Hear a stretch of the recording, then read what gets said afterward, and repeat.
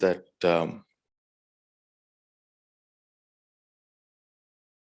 I thought it'll be nice to talk about our kind of ideas on how we regard our practice and how we approach our practice.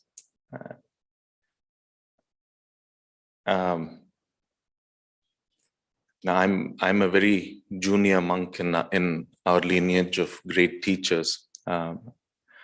So I'm certainly not an authority. So whatever I'd like to offer as a sharing. But there is a lot of commonality that I find here, because like me, a lot of you have started with Goenka ji and come with that kind of training as a basis. That apart, I think growing up in India, growing up in an Indian background, Indian tradition, there might be a lot of commonalities in the questions that arose and that keep arising in our spiritual journeys. So one of the most valuable insights one of the most important teachings that I received from our Sangha is the approach to practice. That it's not something that's driven. The teaching that Lumpo gave about how the cup is held. If you hold it really tight and you keep holding on to it, it causes dukkha. So when you need it, you pick it up. Otherwise, knowing when to let it go or let it be. And I think that attitude of bringing a sense of ease into the practice is very important. So in a lot of the Buddha's teachings, and in a lot of the chants that we also recite, always ends with pasu viharatiti. So this pasu viharana, abiding in ease, abiding in comfort, is an important aspect of the practice. Because if there is no ease that arises out of practice, why do it in the first place? The motivation of the spiritual path is the end of suffering. That is the ultimate motivation. That's why we're all here. That's why we do what we do. That's why we meditate. That's why we chant. That's why Dhammarama exists. That's why Tisarana exists. All of that. So then how do we actually do that? How do we bring ease into the practice? Well, one thing that I found extremely useful and helpful with Lumpo Viradhammo's constant reminders is this idea or this attitude of receptivity. And receptivity is very, very important, because you allow whatever this very moment presents us with to manifest, and we use that as a method of, or as a training point, as a teaching, as something to learn from, etc. Right? So that idea of receptivity, that's why even when we meditate, the refrain is often allow sounds to come into awareness. So we have awareness, which is broad, which is all accepting. And whatever comes into awareness, right? So it's not an active doing. So we are not actively going out and seeking anything. We are just here. We are abiding, and things enter into awareness. So then when there's receptivity, there's no friction, right? There's no opposing. So an openness and a receptivity lead to a very open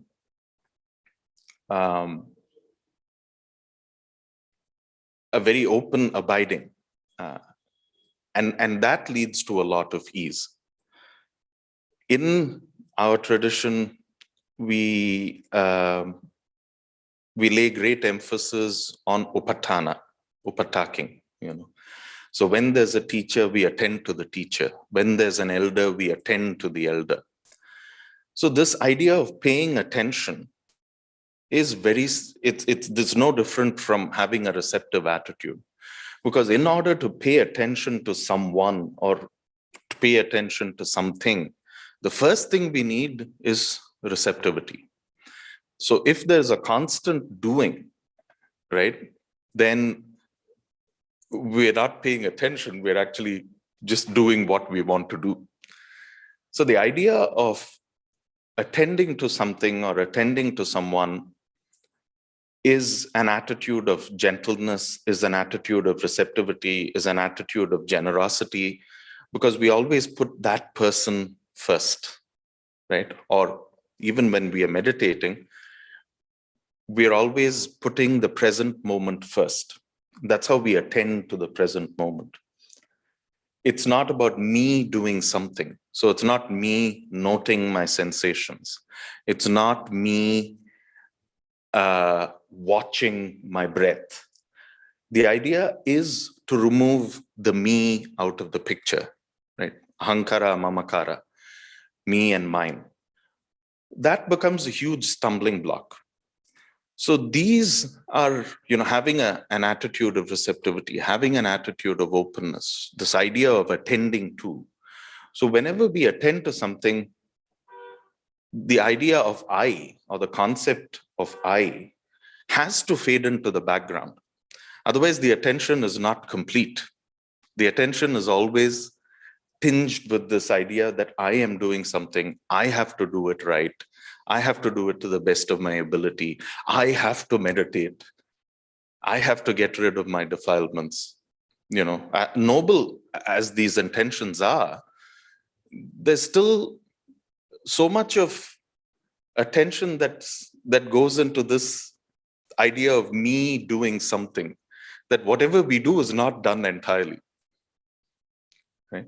So in the Thai forest tradition, that's why so much of importance is given to upatana, upataking the teacher, upataking the elders, because the first thing it teaches one, especially a junior monastic, is this idea that, hey, leave this concept of I to the side, attend to the teacher. The teacher is of primary importance.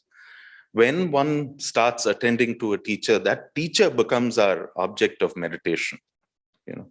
That is the attitude with which attention is offered, and this idea of paying attention is approached.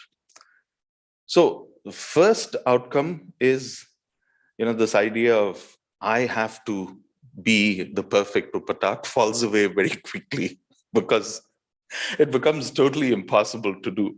What arises in its place is this lovely feeling of just putting someone or something before yourself.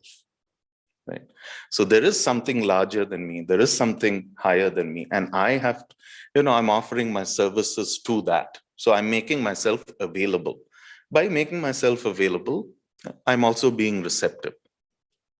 So just as how we approach upatana to the teacher that way, that's how we approach upatana to meditation as well. So sati upatana, it's the same thing. We remember and we are attentive. We bring to mind and we are aware. We bring to mind and we are receptive. Same thing. So whether we are dealing with the breath, whether we are dealing with sensations, whether we are dealing with thoughts, whatever we are dealing with, whatever the object that arises, right? The refrain or the encouragement is to be with the knowing rather than being with the object. And if we are with the knowing, and if we are fully attentive to what's going on in the present moment, then you'll notice that this idea of the ego or the idea of the self is muted for that particular time. And when the idea of self is muted for that particular period of time, then there's great relief in the chitta. There's great, opening in the heart. And that is when a lot of joy and confidence arise in the practice. So it's important to figure out, each one has different temperaments. So it's important to figure out what makes this joy and this confidence arise for each one of us. Right? So for some people, it might be that a lot of reflection leads to a lot of insight. For others, it might be something very devotional that leads to the opening of the heart. But it's important to bring that aspect of joy and relaxation and ease, calm, comfort into meditation. Otherwise, it is not something that can be sustainable. And for anything to last good fruit, it has to be given time. That's why it's called magga and phala. Phala is a fruit. And whatever fruit it is, it takes time to ripen. So all we can do is allow the causes and conditions for its ripening. So we can't force the ripening of a fruit. Even today, all this gas and artificial things that are used to ripen the fruit, the moment you eat it, right? So unless it ripens naturally, it's not going to have its full, all its sweetness and whatever it is not going to come to the fore. And hence, when we do the practices, it's important to approach it that way, that the path is there and the result of the path is the fruit. But what is important is ripeness. And all we can do is create the causes and conditions that allow for the result to ripen and for us to get the result of whatever we are doing. And in allowing that, again, it comes back to allowing and receptiveness, and this idea of me doing something is taken out of the picture. So when this teaching of awareness and receptivity is presented, the biggest benefit that we get as practitioners by practicing this is the idea of letting go of the sense of self. Because when we begin to let go of the sense of self, then we can absolutely abide in that moment in all its fullness and its entirety. So whatever, because meditation can become tiring at times, right? Especially if we are at it for many, many hours in a day, long stretches, there's possibility for the mind to get dull. There's also the possibility of brightness not being present all the time. We could get into states where the mind becomes dull, we're not sharp enough, and we just sit there for 40 minutes. Then there's this judgment, oh, this is a good meditation, it's a bad meditation, and I did really well, or I didn't do really well. But all that is just tricks of the mind. The good meditation or bad meditation, who are we to decide? Lumpa Viridhamma always says that it's only from the bad meditation that you learn a lot. Because if it's always a good meditation, then you're constantly in this kind of, it could lead to complacency. It could lead to an attitude of lackadaisicalness coming into the practice. It doesn't lead to much insight. So if there's a bad meditation and if your mind is dull, then the encouragement is to do something to brighten the mind, right? And that's why, chanda is such an important aspect of our practice. So out of the 4 balas, or the 4 iddipadas, the first iddipada is chanda. And chanda is often translated as enthusiasm, but it's a little more than just enthusiasm. It's also a commitment, right? It's something born of a wholesome desire. So how then do you generate chanda in your meditation, right? How do we uplift our hearts and minds? How do we bring joy into our practice?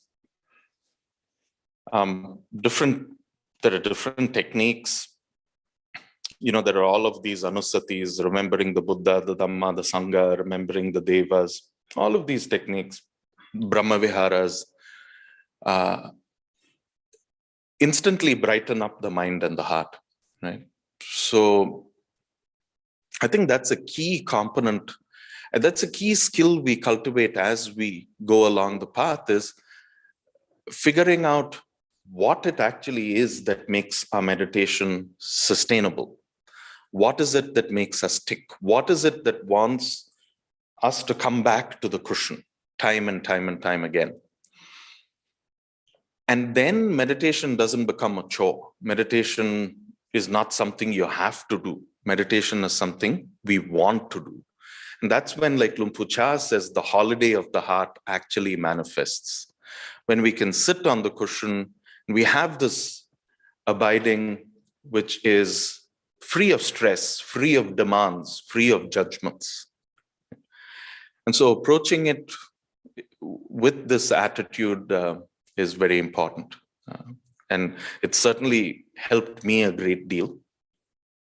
Because whenever we follow a certain technique, the moment we say technique, that technique is process driven, right? There are steps to this technique, and these steps have to be followed. And if a step gets missed out, then we have the thought that, oh my God, we've done something wrong. But if the emphasis is not on technique, but if the emphasis is on attitude and approach, then all of these stresses are instantly removed, right?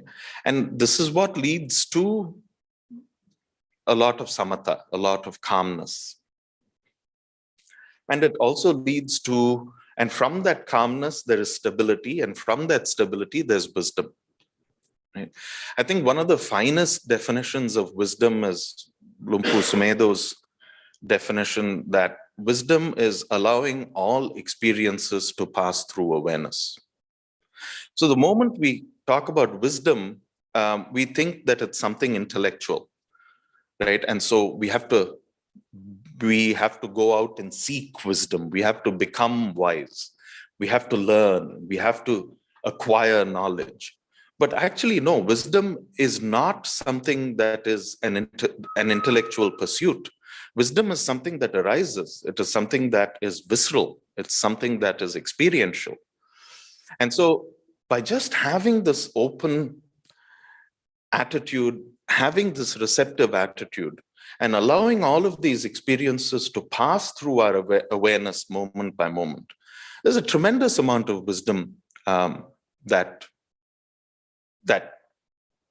manifests, by allowing all of these to happen. So again, the key idea that I would like to offer and that I would like to share is a cultivation of this idea of receptivity, cultivation of an idea of just abiding, right? And moving away from the idea that I am doing something, I am meditating, I have to get something. And as we move away from all of this, then immediately, kamatanha, bhavatanha, vibhavatanha, all of these start falling away. So when you actually look at awareness as a receptive act, so many, many layers that open up, and there's so much of understanding that opens up, that it's possible it becomes the pursuit of a lifetime, or it becomes the pursuit of many lifetimes. Okay? And so I'd like to offer that this morning, and open the floor to any questions that we may have.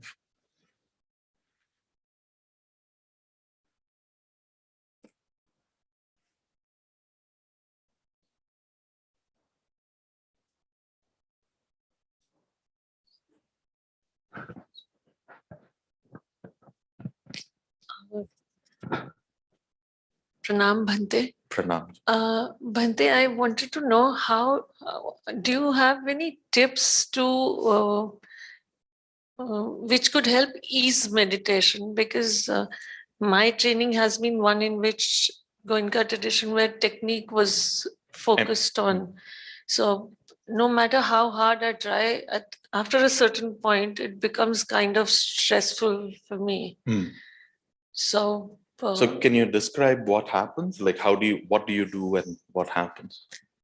First thing that I see, what I think I'm doing wrong is, firstly, there's a lot of clinging to, there has been a break in my meditation. So there's a lot of clinging to the old samadhi that I want to achieve. And obviously that takes a lot of effort, which I'm not putting in, but I want the result same as what it was. So I know I'm wrong there, but also I don't know how I somehow, every time I sit down to meditate, I feel I don't know how, but I automatically get stressed after a little while. I'm not being able to figure out why that is happening.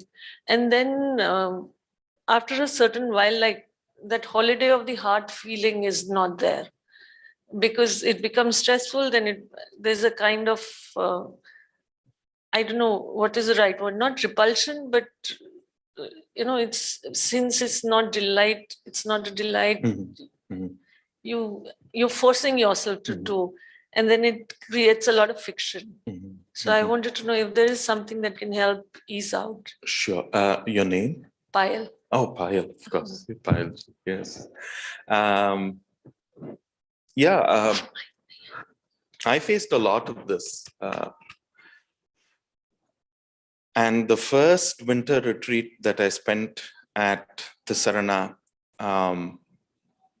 Lumpur would start with guided meditations, right? And the first thing we would do, the first thing we would start with is Lumpur would say, okay, bring to mind someone who you really, really love and value. So you're actually closing your eyes, you're sitting down, and then you bring the memory of this person into your awareness. So it could be your mother or your father or your spouse. Lumpur Viradammo would always bring in Lumpur Sumedo or his mother. So instantly what happens is the mood of the mind changes, right? Because now the object that's present in your attention is an object that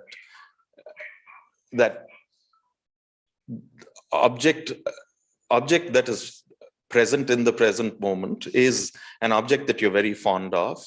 So immediately the feeling in the heart changes, right?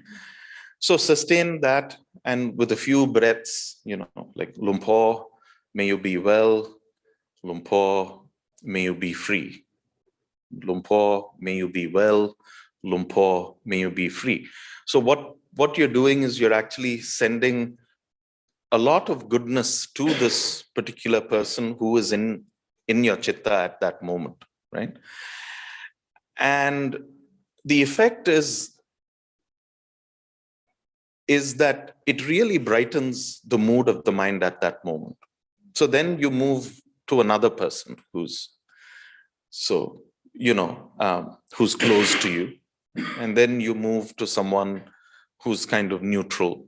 And so that is how you use metta bhavana as a tangible tool to start your meditation and to put your mind in a loving place. Because the description of the way you described it just now is that there's probably a lot of judgment. There's too much of critique on yourself that I am doing this wrong, and I shouldn't be doing things this way, and which all of us face, but that's not very helpful. So instead of having this thought of judgment, you're replacing it with a feeling of love. That's one technique. Another technique that I use is from a guided meditation from Ajahn Jayasaro, where he says, imagine that you're going to serve a meal to the Buddha. So, in the Sataparni caves, the Buddha is sitting there, Sariputta is next to him, Mahamoggallana is next to him. All of his, he's surrounded by his disciples and these arahants. And you're actually going with a meal to present to the Buddha. So you wake up, or probably the previous evening, you prepare the menu and you get all of these dishes together, and you're doing this. And then you wash the vegetables or whatever, and you're cooking, you're preparing, then you think about how to present it, then you carry it, and then you offer it to the Sangha of Arahants. So then what is the feeling that arises in your chitta? So that's a beautiful exercise, because instantly what it does is it takes your mind to a place of brightness, a place of devotion, a place of generosity. So then instantly you're now ready to receive whatever comes into your awareness with that same attitude.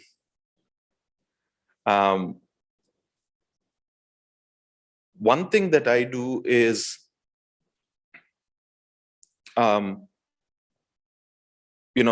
basically just how, basically what I do is I keep bringing back memories of me serving my upajaya. So, tasks that I do, cleaning his room or cleaning his shrine or washing his bowl or cleaning his robes. So as a monastic, that becomes, an easy thing to do. But as a layperson, you might think of how you served your mother or a relative when they were sick.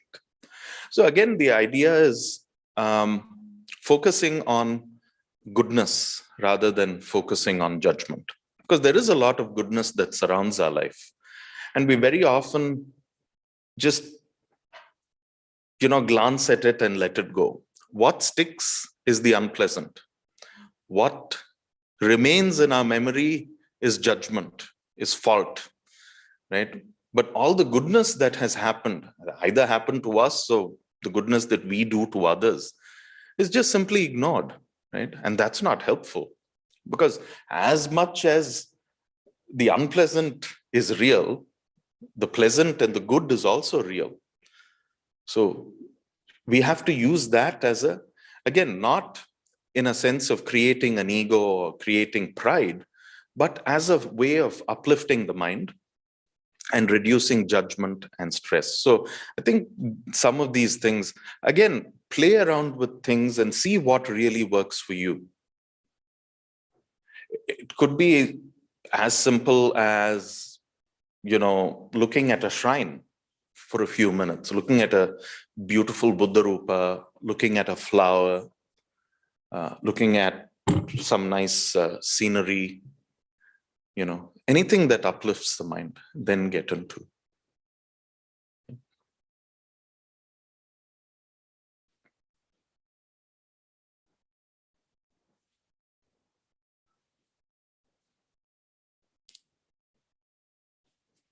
You're welcome. Thanks.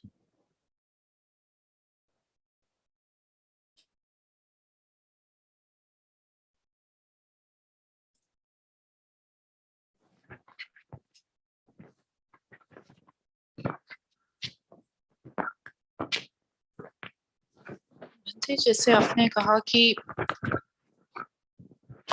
अपनी साधना में सहजता लेकर आए और technique पे बहुत ज्यादा ध्यान नहीं दें, क्योंकि उसमें हम उलझ जाते हैं, फिर हम उससे परफेक्ट करना चाहते हैं।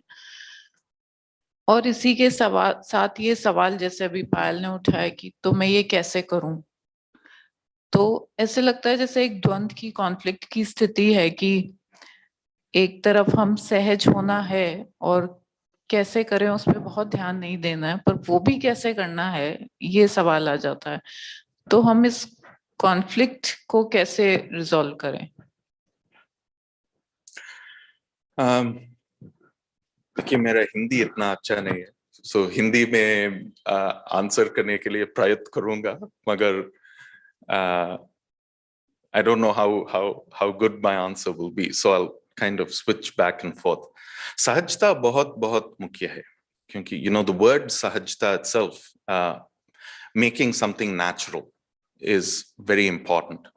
So ये meditation और ध्यान, जब हम ध्यान करने के लिए सोचते हैं और ध्यान करने के लिए प्रयास करते हैं, वो ध्यान हमसे एक अलग चीज नहीं होना चाहिए. So it's not an activity that you do. It is an abiding that it is an abiding, right? So it's very difficult to put into words, but I do know, I understand the question, like conflict of how to abide versus how to stop doing, right?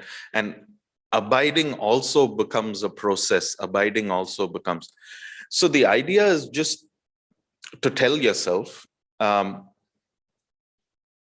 you sit down and you try and be comfortable physically, because a physical body leads, a comfortable body leads to a comfortable mind.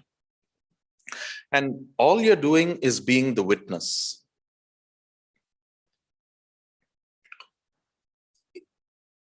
To whatever arises and passes.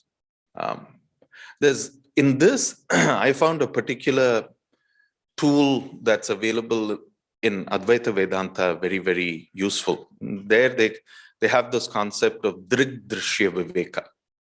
So Viveka is a discernment. So you're basically discerning between object and awareness, between object and awareness. So usually what happens is habitually we are so caught up with objects that we forget that there's awareness, right? The way we operate is so driven by this idea of objects and being caught up with objects and being caught up with moods that we forget that there's awareness behind all of this. So a good way is to remind ourselves whenever something happens, oh, that's an object in awareness, right? So if there's a sharp pain, pain is in awareness. If there's a feeling of sadness, sadness is in awareness. If there's happiness, happiness is in awareness.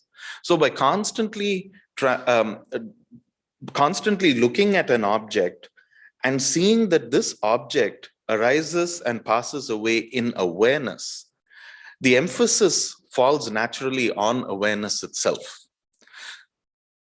And then at that point, the conflict falls away. And that's when sahajta, this feeling of naturalness, this feeling of abiding, actually comes in to the practice. So how Lumpo Viradammo refers to that is, don't look at the print, look at the whiteness of the page, right? Because if there's no whiteness, the print will not be visible. So if there's no consciousness, if there's no awareness, no object can actually come in to, an object will remain, but it'll be meaningless to us because it does not. It's only because of the consciousness that we are able to perceive the object. What we do is that we follow the object and we pay a lot of attention to the object, missing out on the awareness. So if we are able to distinguish how that happens, and jab hum ye awareness ke saath सहजता से रह सकते हैं, तब ये बहुत आसान हो जाती है और ये एक habit जैसे होता है. So we really have to untrain the mind a little bit, because the moment an object arises, we are trained to catch hold of that object and run with it. So if it's anger or depression or happiness or joy or pleasure, whatever it may be, there's no distinction there at that moment. That there's not even the awareness that, okay, this is an object, this is a state of mind, this is an aramana. There's no discernment at all in that moment because it's so quick. We're just up and out the door, right, with it. So how do we then train ourselves, or how do we untrain the mind? Is by constantly reminding ourselves that, yes, this is an object that arises in awareness. And the more we do that, and this you don't have to do only when you're sitting down, right? This is an exercise that you can do when you're cooking, when you're cleaning, when you're talking to someone. So then what happens is you're constantly in what Lumpo Viradhammo calls the background, right? The foreground is everything that goes on. The background is that which knows everything that goes on. So the more we are able to stay with the background, the more we are able to stay with awareness, then the more natural it becomes. We become familiar with it. You know, it's like visiting an old friend. So the first time you meet, there's a little bit of, okay, I need to get to know this person. Then you get to know the person over a few times. Then you have a cup of tea. Then you have tea and biscuits. And then you start conversing, right? That's how a friendship is built. So getting familiar with the background is the same process. You approach it, you put in an effort to be with it, you put in an effort to make itself felt, then the abiding becomes totally natural, right? So personally, I found this idea that object arising in awareness and always emphasizing the awareness over the object as a very useful tool to bring that, to basically abide in the background when all of these tasks and activities are going on. Sorry, I tried in Hindi, but thank you Bhante. इसी से आगे एक और सवाल उठ रहा है और इस बारे में थोड़ी सी आपसे चर्चा भी हो रही थी कि जब हम अवेयरनेस की बात कर रहे हैं तो अमूर्त की बात कर रहे हैं, फॉर्मलेस की बात कर रहे हैं। और भारतीय संस्कृति में हम अपने बचपन से ही मूर्त के परिवेश में, यानी कि मूर्तियों के परिवेश में बड़े होते हैं। कहीं कुल देवता होते हैं, कुल देवी होती है, ईश्वर भगवान वगैरह। और फिर हम भगवान बुद्ध की शिक्षा के संपर्क में भी आए और उसमें ऐसा हुआ कि हमने ये भी समझा कि अवेयरनेस है या ईश्वर का जो कॉन्सेप्ट है वो वहां उस तरीके से नहीं है, हम उसे भी पकड़ना चाह रहे हैं। लेकिन जो पीछे मूर्ति पूजा थी, जो देवी देवता के प्रति जो समझ थी, उसको भी छोड़ नहीं पा रहे और छोड़ना चाहते हैं किसी तरह, कई बार छोड़ना चाहते हैं, नहीं भी छोड़ना चाहते। तो वहां भी एक द्वंद की स्थिति कई बार मन में उत्पन्न होती है। मार्ग हमने मुक्ति का लिया हुआ है और समझ रहे हैं कि ये जो देवी देवता हैं, कई बार माइंड में ऐसे भी कॉन्फ्लिक्ट्स होते हैं कि ये मुझे छोड़ना चाहिए। कई बार ये भी एक डूज एंड डोंट्स में ऐड हो जाता है। तो इसके बारे में आपके क्या, अगर आप कुछ गाइडेंस दे सके, हमें क्या करना चाहिए? क्या ऐसा करना गलत है? पहली बात तो so let me start by just kind of tracing. It's a very good question that how do we balance the teachings of the Buddha with the kind of culture we've grown up in? And the kind of culture being having a deity with a form, having a murti, doing worship to that murti, doing worship to our Kuldevatas and all of that. And how does that square with the teachings of the Buddha? Basically, that's the question. And, you know, that has been an important part of my spiritual understanding as well, because same questions arise. So basically, even when you look at our Bharatiya Sanskriti, ब्रह्मन जो है वो अरूप है, मगर जो चीज आरोपित है उसके साथ एक बंधन पैदा करना बहुत मुश्किल की बात है, because it's an abstract concept. How can you actually form a relationship with something that's abstract, right? So a few years ago, I had only heard of Darsab and Anish ji and all of you. And that those were abstract names in my chitta. But when we met, then there's a form, there's an identity, there's a feeling, there's an emotion, there's a rapport. So that's exactly what that was exactly the intention behind creating all of these forms. So you have the Brahman, which is unmanifest, unformed. Then the unformed is given a form, so that that form is something that we can form a relationship with. That becomes the object of our attention. So then this part, puja, bhajan, seva, all of this, all of these things become ways of paying attention to that form.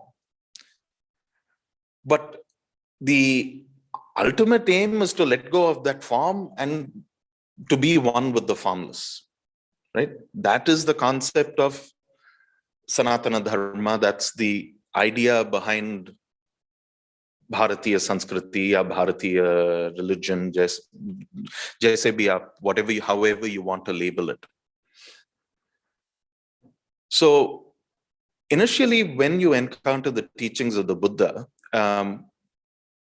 there's none of this that actually appears, and then that could become that could make someone actually fearful or hesitant, like, oh my God, all of these things are ignored. Am I doing something wrong? But the important thing, and the thing that we miss out is, whether it's puja to your Kul Devata or whether it's puja to your Ishta Devata, the object is that the goal is paying attention to that, right? Puja is just a method. What you're being told is, hey, pay attention to this form, and ultimately it'll allow you to pay attention to the formless, right? That's the idea. So that's what we do when we meditate as well. The idea is paying attention to whatever arises and passes in the present moment. Whether you do it in the form of puja, whether you do it in the form of parayan or path or jap or kirtan, whatever you do, ultimate aim is to bring a centeredness, to bring a silence to the heart, and to bring encourage this attentive attitude, right? And that's how you form that relationship with the unmanifest, with the formless, is by paying attention. So you have a form, you pay attention to the form. Ultimately, the goal is to transfer that attention to something that's formless. So that's when we meditate, when we are with awareness, we are with the formless. So we're directly paying attention to the formless. So, so that's why personally, I don't feel that there's a big conflict between the teachings of the Buddha and any of these practices that we've grown up with. And it's also important to keep in mind that all of these practices, whether it's puja to your Kul Devata or puja to your Ishta Devata, these are all just steps on the spiritual path. It's to take you from form to the formless. So by meditating or paying attention to the formless, you're not offending anything or anyone. So that fear can be put to rest. And it gives a lot of peace of mind. So and because of our cultural conditioning, because of everything that we've done right from childhood, all these things keep, they still retain their space in our hearts. There's no disregard, there's no disrespect. We're simply changing the format of our attention. That's it. But what is important is that attentiveness, not the object, not the way in which it's offered, but the attention itself. Yeah. So.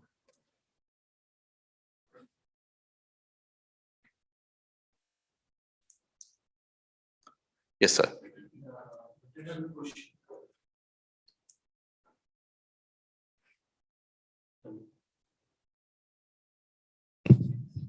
Hello. Yeah. Like we talk about pure consciousness. So, do you think this was not exclusively talked by Buddha during his time, and like Nirvana Sutta or pure consciousness. And like you are talking about awareness, object is in awareness. So did Buddha talk exclusively about these things? Or, we can infer slowly and nicely going through the Buddha's teaching and you can come to this place. I think,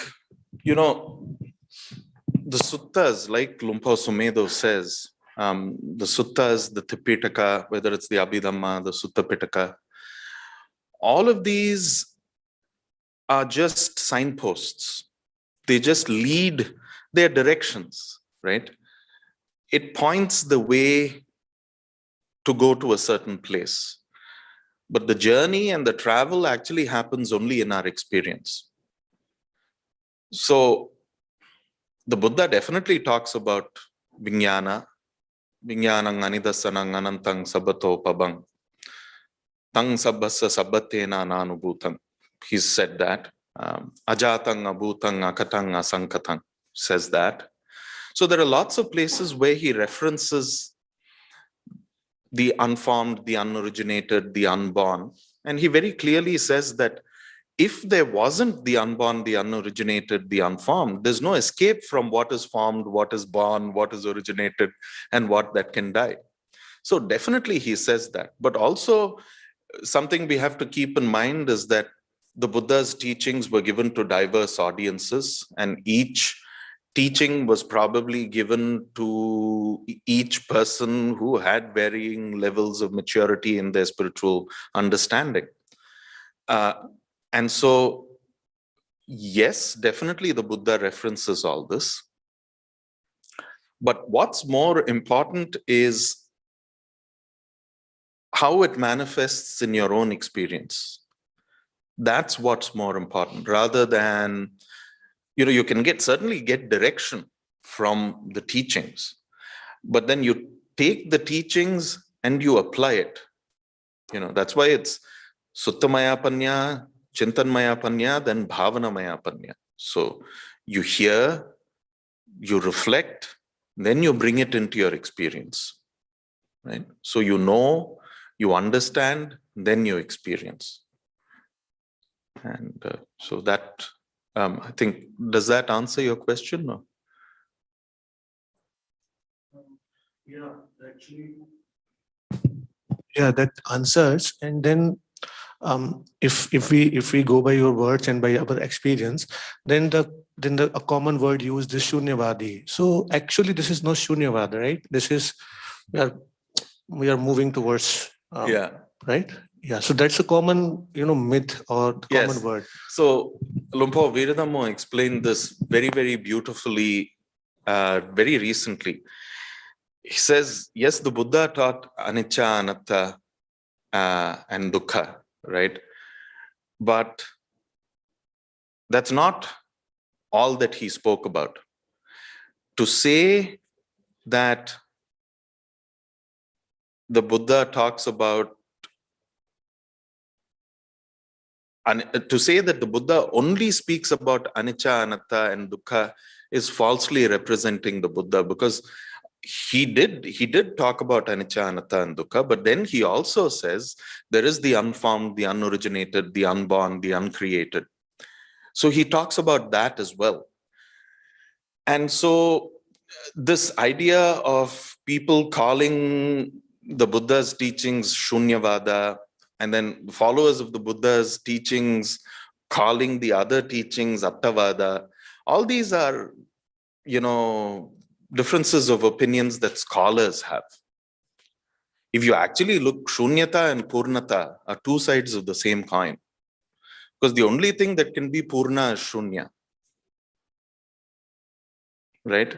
The only thing that can be complete and whole is something that is empty.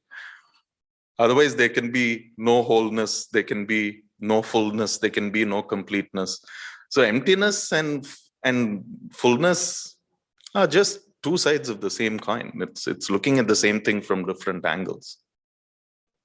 So I would say not to worry about concepts like Shunyavada or criticisms, like saying, oh, this is Shunyavada or this is Attavada. Those are opinions that scholars have. How does it feel inside? That's what's important. Does it lead to a sense of release? Does it lead to a sense of freedom? Does it lead to a sense of comfort and ease? If these things happen, then, gradually suffering will end at some point.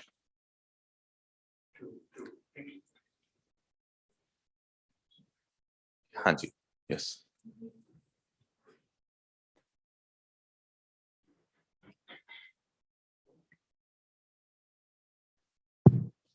So my question is related to the self view, and that is mostly in the office culture, corporate culture, working culture.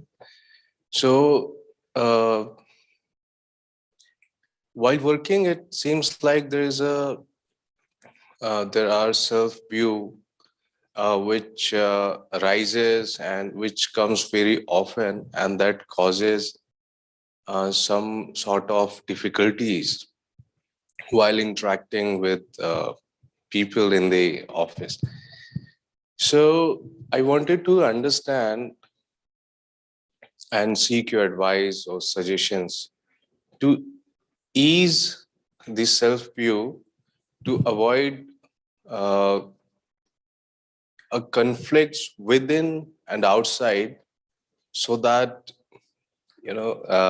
working in the corporate culture becomes easy, because on like everyday basis we have to interact with the office people, and also interaction like working.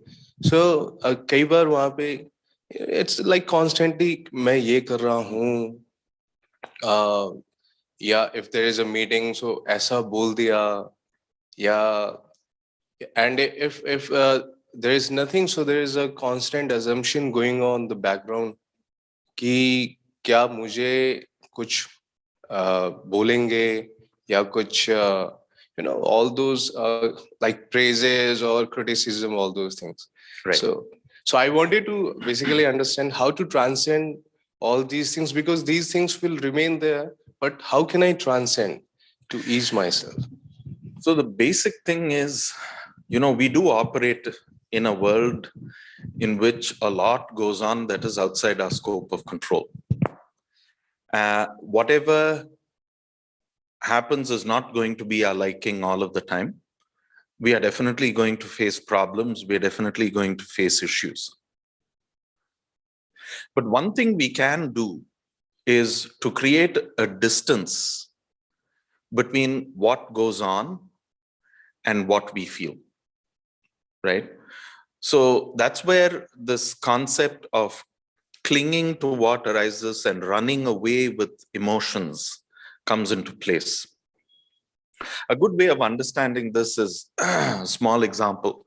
Let's say that you're sitting in the balcony of a tall building, say on the 8th floor or the 10th floor, and you're looking down at a highway.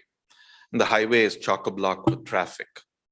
So all you do there is you sit in that balcony, look down, and oh, there's traffic. But if you're sitting in a car and you're stuck in that traffic jam, the feeling is totally different, because there's anger and there's frustration and everything.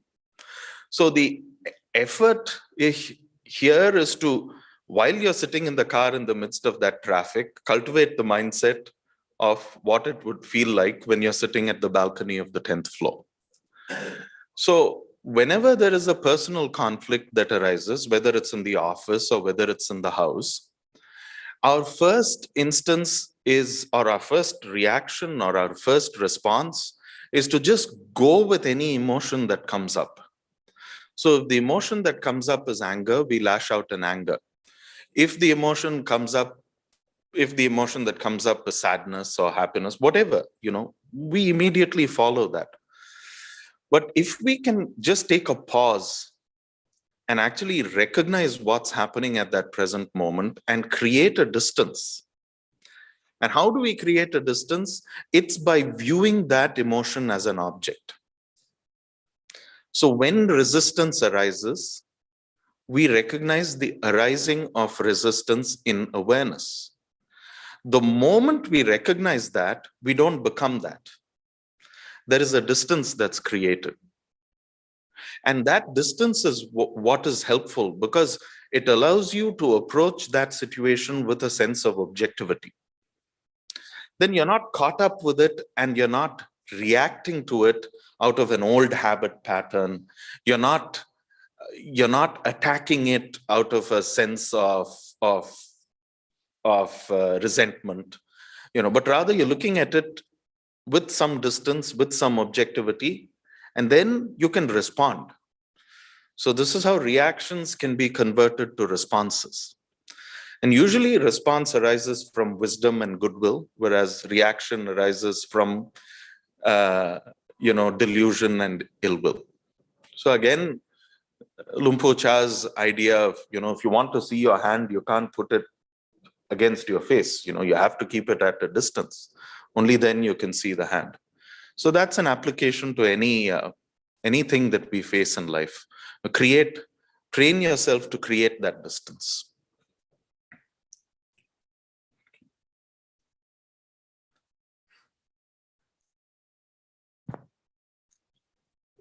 Okay, you're welcome. So it's 10, just past 10:30. Are there any more questions? Or I'm available if there are questions.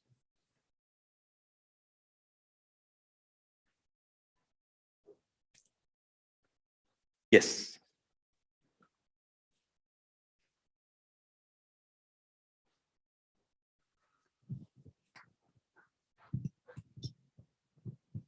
Pranam. Pranam. I have questions similar to daily life. When I'm not so involved in my daily life's responsibilities and meditating regularly, more than if I have some work, meditation brings me to a very peaceful, calm state of mind, and I enjoy it more. It's easy to quickly go into the state of mind, which is very pleasant and joyful. Whereas when I have some responsibilities, or I have to take care of worldly affairs, meet somebody, or do some, activity which is in relation to society or world, I am not able to meditate well at all. My mind it's like my mind needs to be broomed and cleaned. Even with one small meeting with one person also, it takes almost quite a number of hours. Even if I have to sleep, if I've met somebody in the evening and I'm just sitting for some time before I sleep, I'm not able to access that calm state. It feels like mind needs cleansing from that activity. And so the more I am, social or meeting or doing things, the more time it takes me to cleanse my mind before I can enter the meditation. I have some responsibilities in my life. So how do I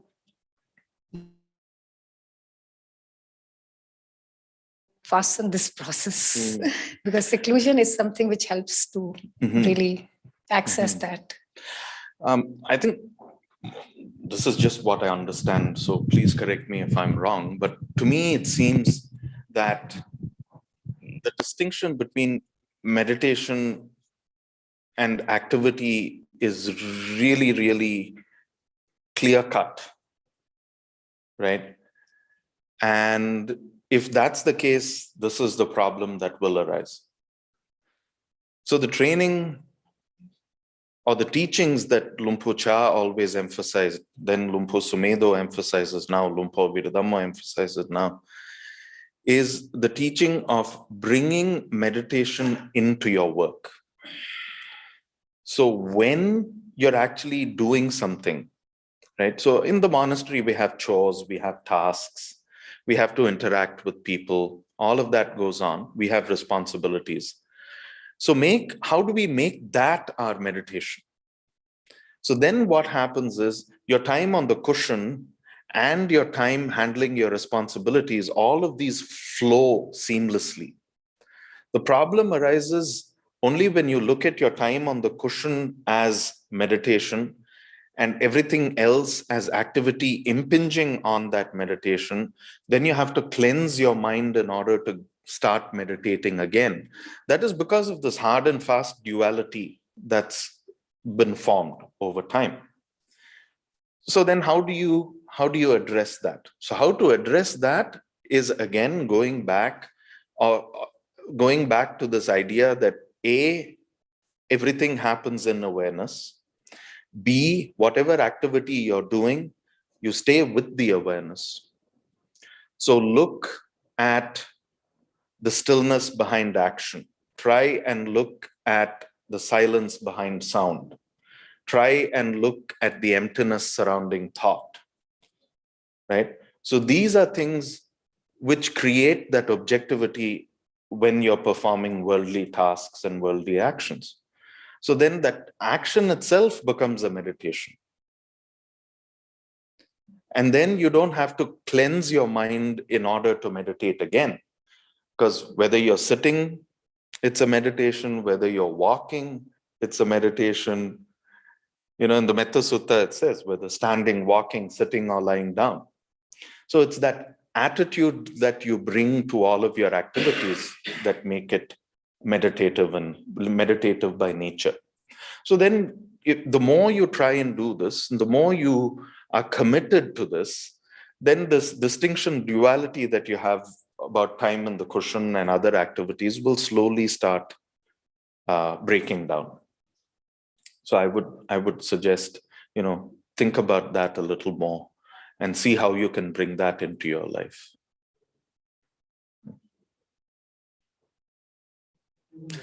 Yes, sir. Okay. So maybe you go first and then, yeah. So like when we are comprehending stress, like I have some stress and I'm not able to concentrate, and I sometimes find there are a lot of voices in my head, like voices. One is wanting to chant, one is saying the prayer, the other one is saying what the stress is, then bringing up like 10 issues together. And I'm not able to, deal with it effectively. So could you Yeah. please- So usually this happens to a lot of us. And again, this is a question of, how we approach this. And we are trained to approach it in a certain way from childhood. And we think that all of these things have to be dealt with in the head. That's the basic problem. That A, it has to be understood intellectually. B, we have to work it out logically. And C, we have to come up with a solution. And then it's me fixing the problem, right? I've tried that and I've failed miserably, right? So then what do we do? How do we handle all of these stresses? As and when the stress arises, instead of staying with the thought, shift your attention to the body. See how the stress manifests in the body. Does your chest become tight? Does your throat become constricted? Are there butterflies in your stomach? Do you feel a surge of heat going through your body? Like what actually happens? So instead of staying with the mind and thinking that you're getting stressed and I don't want to get stressed and I have to get rid of this stress, and here's this voice that says I have to do this, here's this voice that says I have to do the opposite. Instead of remaining there, try and shift your focus to the body and see what happens in the body. See how these stresses actually manifest in the body. Then what will happen is you're actually giving the chance for the energy that the stress creates to manifest and to run its course. Then it gets over and done with. But if one is always trying to deal with it at an intellectual level, it's a never-ending process, because one thought begets 10 thoughts, and 10 thoughts beget 100 thoughts, and there's no end to that. But the moment you start focusing on your body, then there's something tangible where that energy can manifest. And then you are actually witnessing the manifesting, the remaining, and the ceasing of that energy time and time again. Right? So I suggest you try that and see how it works.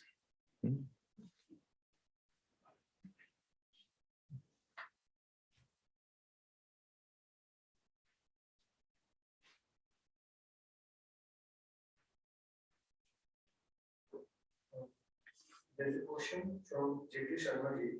What is awareness? How it mixes with thoughts? Please tell some more about awareness.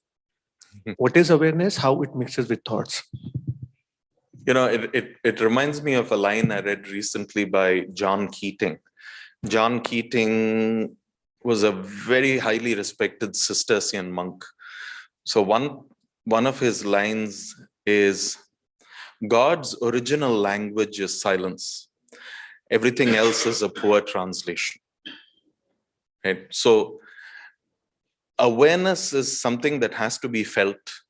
It has to be experienced. Whatever we say about it, however we describe it, is a very, very poor description. You know, so one of the sessions that Lumpur V did on the internet, he said, okay, now let's start talking about silence. Yeah. So yes, about the relationship between thoughts and awareness, what we can say is thoughts arise and cease in awareness. Being aware does not mean that you turn into a zombie. Being aware does not mean that nothing is going to happen in your mind, right? That's not. Awareness is all, you're being with all the activity. You're being fully engaged. You're being totally committed to the activity on hand. That is what awareness is. So if the question from was question from Jagdish, JK Sharma ji. Okay. If the question from JK Sharma is, you know, what about thoughts and awareness? The answer is not to make it a problem. Definitely there will be thoughts, right? Thoughts are the function of the brain. That's what the brain does. The brain generates thoughts. Memories generate thought. Emotions generate thought. What we should be doing is, instead of trying to quieten, control, instead of make our mind totally blank, we should be comfortable with these thoughts arising and passing away in awareness and being witness to everything that happens. One thing that can definitely be said about awareness is that it makes life much easier to live. Because first of all, when there is total receptivity, there is no resistance. So when there's no resistance, there's no friction. When there's no friction, life becomes easy, right? So openness to whatever arises and ceases, approaching it with a sense of objectivity, and then responding to life out of that, rather than through habit pattern, would be what I can say in answer to that question.